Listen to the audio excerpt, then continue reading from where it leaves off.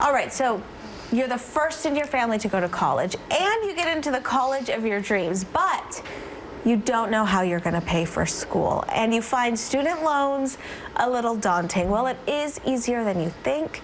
Here with some advice is financial aid expert Elaine Rubin with Edvisors on how to get a student loan. Thank you so much for joining us. Thank you so much for having me. This is so important, and we know that this is summertime now, so this last batch of graduating seniors, they already know where they're going, but for the incoming juniors who are getting ready to take their SATs and ACTs and start applying to colleges, of course, they also have to start thinking about paying for college. It really can seem daunting because it's so much all at once. Paying for college is really daunting. People have a lot of questions. As a first-generation college student, I had to learn the whole process with my family and through my entire college journey.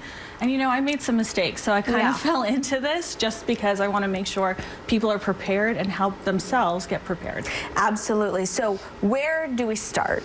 So my number one tip when we're talking about student loans, paying for college, is to set yourself a budget. You want to have an idea of how much money you actually need to go to school and how much money you need to borrow. And you never want to borrow a penny more than you actually need because you do not want to struggle with repayment once you're done. No.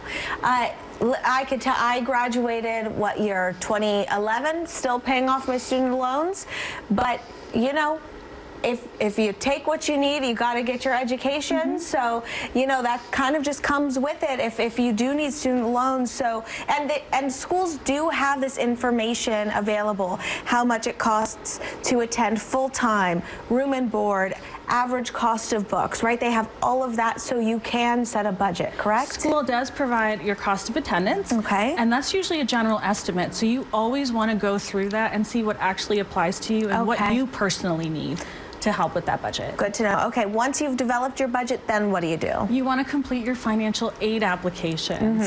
The FAFSA, the free application for federal student aid, is the most important application out there. Not only will you use that to apply for federal student loans, but it's also for federal grants. And the information provided on there will help you qualify for some state grants and sometimes institutional grants from your school. Okay, and so you have here as another tip to look at federal options first. Why is that? Federal student loans are known to have a lot of great borrower benefits. If you're an undergraduate student, you could qualify for direct subsidized and unsubsidized loans. And if your parents are willing to borrow on your behalf, you could also qualify for a direct plus loan. Graduate students, because sometimes you still need money once you get to graduate school, you're only applying for direct unsubsidized loans and potentially that direct plus loan. Okay. In all honesty, it starts with the FAFSA though. That application, that's the baseline application to get them. Even still, once you get to the graduate school level? So when you get to the graduate school level, you always need that FAFSA completed.